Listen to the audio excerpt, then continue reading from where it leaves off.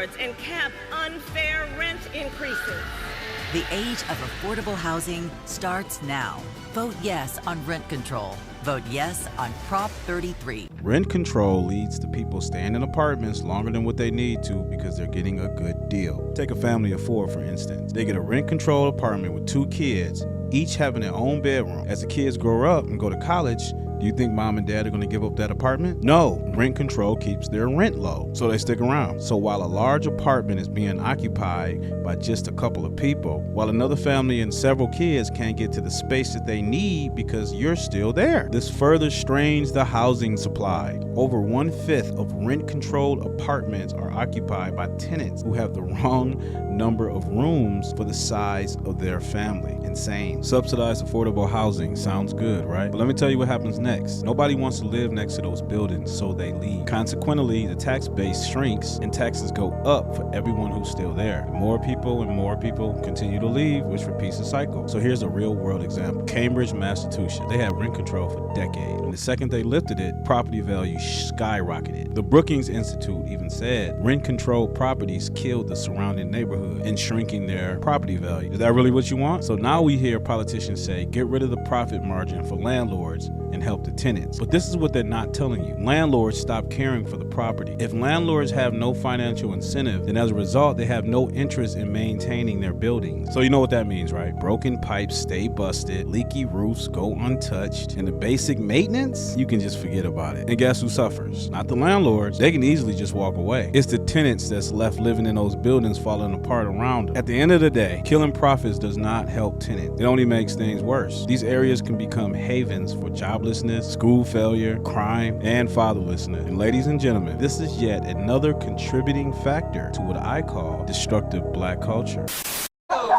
What? Snipers on the roof. Snipers and all that. That way before we go, we can just like point the street out to see how it keep going out. You feel me? So that's the show pretty much. Oh, the whole horseshoe? This the mini field right here where all the homies go to young. This is young. This is Young land. This is young land right here. This is the young land. This is the freeway. And this actually you gotta stay dangerous at and keep your eyes open at all times. Literally like all times. 50 Cent right here. This unit. I stay right across from there. That's so great.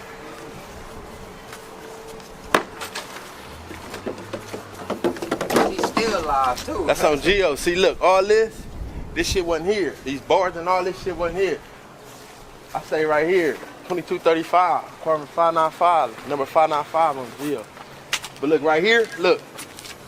None of this was right here, right? So what we used to do, we had a hole. We had a hole right here. It was one of these holes right here, right? With rap stuff. Let's just try to get out. I used to play soccer. Now I don't, because right now it's like people know, like, all right, we're from the projects, right?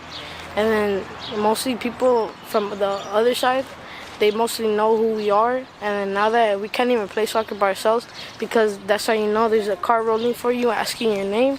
And then they show you a gun and they start shooting at you. People think it's still a competition when it's not a competition. It's just like we should unite and be like able to change this world together and not go against each other. Yeah, this is where I grew up at though, man. This is whole sweet home right here.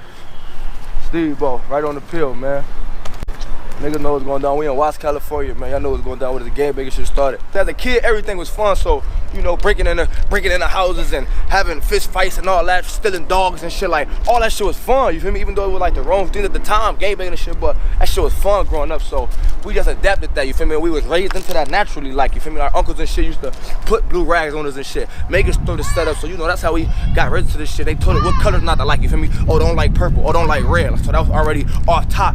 No. You feel me? We already was brainwashed at a young age. You feel me? These old folks home. When did these ones close down? Recently? Just recently? These was just open. Really? Yeah, these was open. Got everybody up. It just got bad. Matter of fact, I know when it shut down, like probably 2 months ago.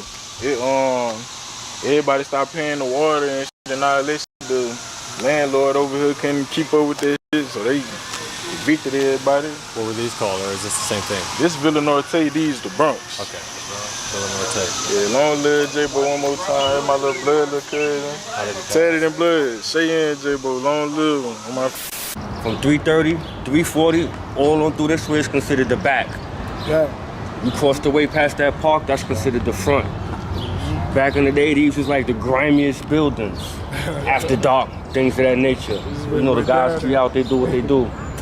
But back then, the back had beef with the front. This is how petty shit was. The back had beef with the front. Guys from the front couldn't come to the back and vice versa. The shit was weird, but it was what it was.